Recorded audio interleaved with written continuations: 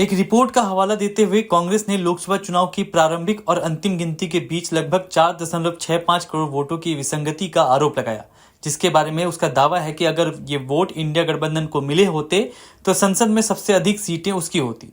कांग्रेस का यह दावा वोट फॉर डेमोक्रेसी द्वारा जारी रिपोर्ट लोकसभा चुनाव 2024 का संचालन नामक रिपोर्ट पर आधारित है। यह रिपोर्ट कई दिनों से सार्वजनिक है, लेकिन मुख्य धारा का मीडिया इस पर चुप्पी साधे हुए है। कहीं कोई डिबेट नहीं। वोट फॉर डेमोक्रेसी की रिपोर्ट में लोकसभा 2024 के चुनावों की निष्पक्षता पर सवाल उठाया गया है। रिपोर्ट में कहा गया है कि शुरुआती मतदान के आंकड़ों से लेकर अंतिम मतदान के आंकड़ों तक 4.65 करोड़ वोटों की हेराफेरी से देश के 15 राज्यों में भाजपा के नेतृत्व वाले एनडीए को 79 सीटें मिली। हेरफेर के कारण वोटों की बढ़ोतरी के जरिए महाराष्ट्र में 11 लोकसभा क्षेत्रों को एनडीए ने जीत लिया। यानी अगर वोटों की हेराफेरी न होती तो महाराष्ट्र में 9 लोकसभा सीट जीतने वाली भाजपा एक भी सीट नहीं जीत पाती। महाराष्ट्र में लोगों के गुस्से ने भाजपा और अजित पवार की एनसीपी को ठिकाने लगा दिया। कांग्रेस प्रवक्ता पवन खेड़ा ने इस रिपोर्ट को संक्षेप में समझाया। उन्होंने कहा कि वोट फॉर डेमोक्रेसी की रिपोर्ट ने कुछ चौंकाने वाले खुलासे किए हैं जो हमारे लोकतंत्र में लोगों के विश्वास को हिला सकते हैं। रिपोर्ट दावा करती है कि प्रारंभिक वोटों की गिनती और अंतिम वोटों की गिनती के बीच लगभग 5 करोड़ वोटों की विसंगति ईसीआई ने पूरे 7 चरणों में अंतिम मतदान प्रतिशत के प्रकाशन में देरी की, जो फिर से गंभीर चिंता पैदा करता है। यदि रिपोर्ट गलत है तो केंद्रीय चुनाव आयोग इस पर अपना रुख स्पष्ट करना चाहिए और लोकतांत्रिक प्रक्रिया में लोगों के डगमगाते विश्वास को बहाल करना चाहिए। लेकिन अगर रिपोर्ट में कही गई बात सच है तो भारतीय लोकतंत्र के राजनीतिक इतिहास में अहम मोड़ आ रहा है। रिपोर्ट में मतदान और गिनती के दौरान वोट में हेरफेर और विसंगति का विश्लेषण किया गया है। रिपोर्ट में चुनाव आयोग द्वारा मतदान प्रतिशत में बढ़ोतरी के साथ साथ चुनाव में डाले गए कुल वोटों और गिने गए कुल वोटों के बीच विसंगतियों के बारे में गंभीर चिंताएं जताई गई हैं। वोट फॉर डेमोक्रेसी ने चुनाव परिणामों और मतदाता मतदान प्रतिशत का न्यूमेरिकल विश्लेषण किया।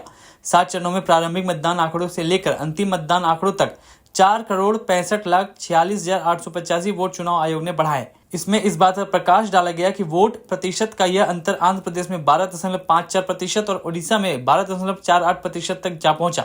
रिपोर्ट में दावा किया गया कि मतदान प्रतिशत के बाद हुई बढ़ोतरी से सत्तारूढ़ सरकार यानी एनडीए को फायदा हुआ। रिपोर्ट में आरोप लगाया गया कि वोट प्रतिशत में अभूतपूर्व वृद्धि के कारण पूरे देश में भारतीय जनता पार्टी के नेतृत्व वाले एनडीए को 79 सीटें मिली। इसमें ओडिशा की 18, महाराष्ट्र की 11, पश्चिम बंगाल की 10, आंध्र प्रदेश की 7, कर्नाटक की 6, छत्तीसगढ़ और राजस्थान की 5-5, बिहार, हरियाणा, मध्य प्रदेश और तेलंगाना की 3-3, असम की 2 और अरुणाचल प्रदेश, गुजरात और केरल की 1 सीट शामिल है। अब इस रिपोर्ट के सामने आने के बाद विपक्ष सत्ता पक्ष पर लगातार हमलावर है।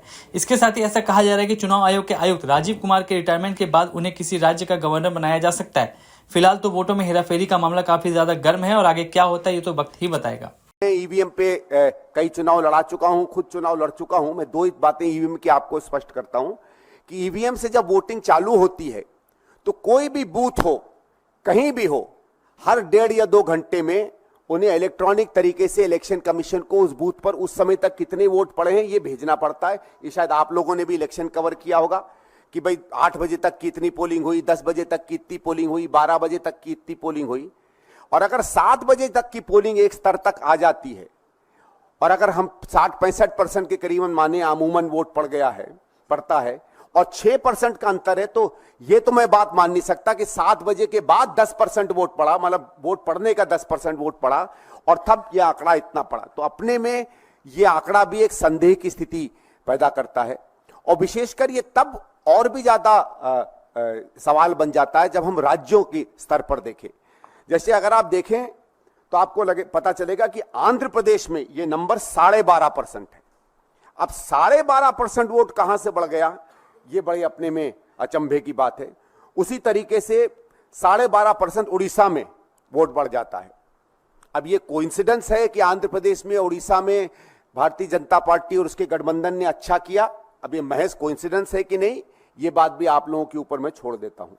तो एक तो बात ये सिद्ध हो जाती है कि इन आंकड़ों में अंतर है, जबकि और मैं उस समय भी इलेक्शन में इन्वॉल्व रहा हूं जब बैलेट से काउंट हुआ करता था। मैं आपको बता सकता हूं तब तो पोलिंग के 2 या 3 दिन बाद काउंटिंग हो जाती थी।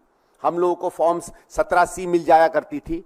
मैं खुद आपको 84 का अनुभव बताता हूं। 84 क्योंकि आज के हिसाब से तो एक समझ लीजिए डायनासोर के युग का टेक्नोलॉजी इस्तेमाल होती थी। हमारे यहाँ पोलिंग हुई, 3 दिन बाद काउंटिंग हुई, अगले दिन उसके 2 दिन बाद जब हम लोगों ने काउंटिंग एजेंट्स को फॉर्म दिए तो हमारे पास पूरा नंबर था, कितनी वोटिंग पड़ गई, कितना उसका वोट था। उस समय खैर ईवीएम मशीन का नंबर नहीं होता था। और जब काउंटिंग से हम लोगों ने रिलेट किया तो पाया कि 99.9% काउंटिंग बिल्कुल मैच कर रही है। तो जब मैनुअल के जमाने में इतनी हाई तरीके की एक्यूरेसी हुआ करती थी, इलेक्ट्रॉनिक जमाने में जो जाना जाता है अपनी एक्यूरेसी के लिए, इतना ज्यादा अंतर हो जाए, कुछ राज्यों में 12-12, 15-15% का अंतर हो जाए, ये अपने में पूरी की पूरी इलेक्शन प्रक्रिया पर सवाल खड़े करता है।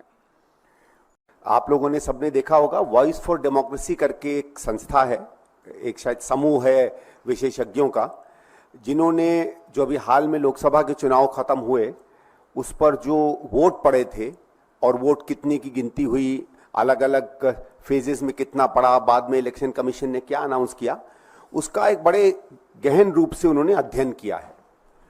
और उसमें कुछ ऐसी बातें निकल कर आती हैं कि जो कोई भी आदमी चाहे तो उसको हम लोग इग्नोर नहीं कर सकते हैं।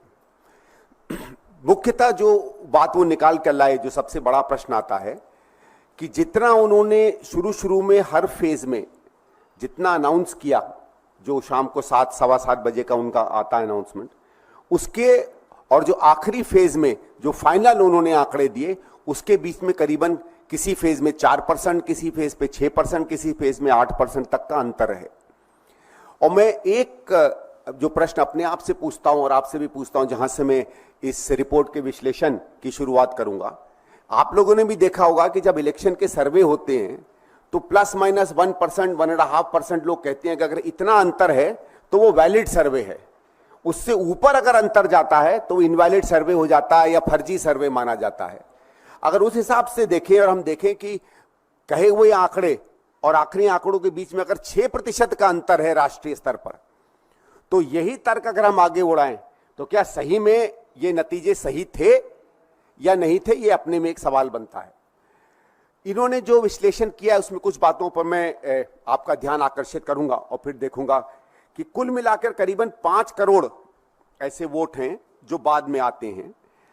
और इसका जब भी इलेक्शन कमीशन से पूछा गया है तो वो ये कहते हैं कि साहब हमने 7 बजे, सवा 7 बजे, 7:30 बजे जो आंकड़े दिए थे वो प्राथमिक रूप से एकदम सही नहीं थे, अंदाजा था, और उसके कुछ समय बाद जब फाइनल हो जाता है वो हमने पब्लिश किए। ये दूसरी बात है कि पहले फेज में 11 दिन बाद, दूसरे फेज में 6 दिन बाद और बाकी के फेजेस में 4-4, 5-5 दिन बाद इन्होंने अपने फाइनल आंकड़े दिए। ये तब है जब कस्में खाई जाती हैं कि ईवीएम से बेहतर कोई तरीका नहीं है, ईवीएम से हर चीज पता चल जाती है। तो मेरे ये सीधे सीधे सवाल इलेक्शन कमीशन से बनते हैं कि ये रिपोर्ट बहुत ही डिटेल में, मैं आप लोगों से आग्रह करूंगा इस रिपोर्ट को देखें, उसके कुछ ही पन्ने में लाया हूं। उन्होंने कॉन्स्टिट्यूंसी वाइज इसका विश्लेषण किया है, फेज वाइज विश्लेषण किया है, राज्यवार किया है, पार्लियामेंट्री सीट वाइज किया है और दिखाया है कितने कितने अंतर से कौन कौन जीता और कहां कहां ये जो वोट परसेंटेज बढ़े हैं। और जैसे मैंने कहा, यह भी रुचिपूर्ण बात है कि कुछ ऐसे राज्यों में जहां कम से कम विपक्ष के या उन लोगों के जो भारतीय जनता पार्टी को तीखी नजर से या आलोचना की नजर से देखते थे, हमारे हिसाब से जिन राज्यों में भारतीय जनता पार्टी या उनके अलायंस को अच्छा नहीं करना चाहिए था या जिनमें उन्होंने उम्मीद से ज्यादा अच्छा किया, वो सब ऐसे राज्य हैं जहां इस तरीके की हेराफेरी सबसे ज्यादा पाई गई है। उसमें महाराष्ट्र है, उसमें आंध्र प्रदेश है, उसमें उड़ीसा है, उसमें बिहार है और उसमें कुछ बाकी राज्य हैं जो इस तरह में आते हैं।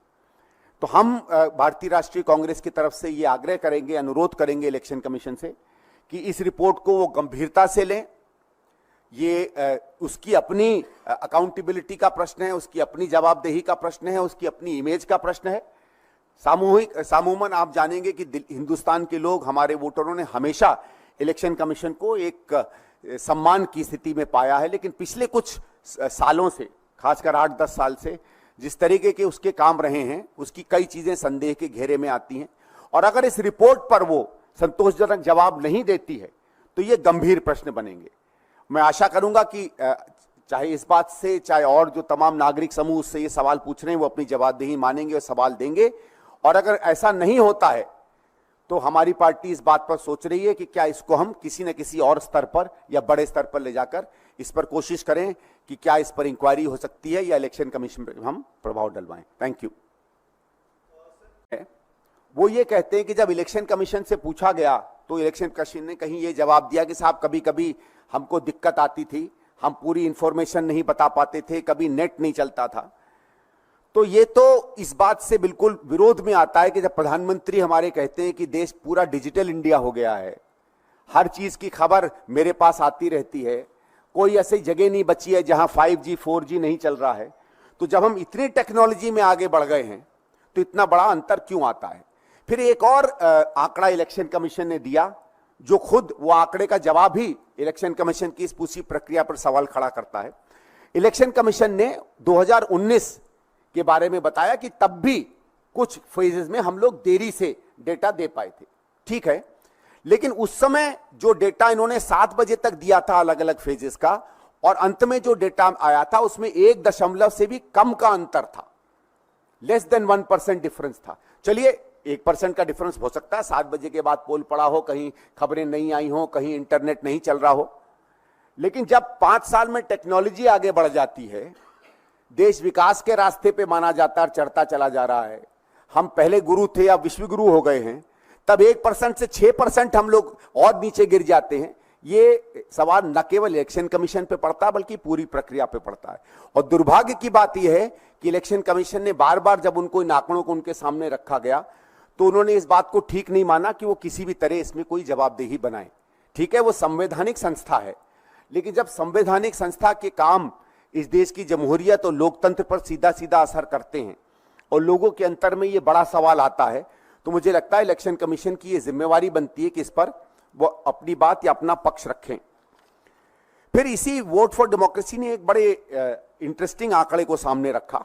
उन्होंने तमाम कॉन्स्टिट्यूंसियों में देखा कि क्या वोट का जीतने का या हारने का अंतर था, और उन्होंने देखा कि 89 ऐसी कॉन्स्टिट्यूंसीज हैं जिसमें अगर ये वोट परसेंटेज बढ़ा नहीं होता तो वोट परसेंटेज जो बढ़ा है और भारतीय जनता पार्टी के जीतने के बीच में जो अंतर है उसकी प्रतिद्वंदी नंबर 2 की पार्टी से, वो उससे ज्यादा पड़ता है। यानी अगर ये माने कि पूरी की पूरी ये जो वोट बढ़े थे इसमें शायद अगर कोई धांधली हुई है, तो ये मान लीजिए कि 89 सीटें ऐसी हैं जो भारतीय जनता पार्टी इस मैनिपुलेशन से जीती है। चलो मान लेते हैं 89 नहीं, ये मान लेते हैं कि 6.5% नहीं 1% तो नॉर्मल होता था, तो उसको आप 6% मान लीजिए, 5.5% मान लीजिए, 5% मान लीजिए, तब भी 55 से 60 सीटें ऐसी हैं जिस पर संदेह का एक सवाल खड़ा होता है। अगर आप 50-55 सीटें इसमें भारतीय जनता पार्टी की कम कर देते हैं और उनकी विरोधियों पार्टी की बढ़ा देते हैं, तो आप खुद ही समझ सकते हैं कि उसके बाद जब 4 तारीख के बाद शपथ ली जाती तो किस दल का या किस समूह का इंसान जो है प्रधानमंत्री बनता। और आप हमसे जुड़े रहने के लिए सब्सक्राइब करें YouTube पर, फॉलो करें Twitter पर और लाइक करें Facebook पर। और ज्यादा जानकारी के लिए आपको टाइप करना होगा सिर्फ न्यूज़ नशा।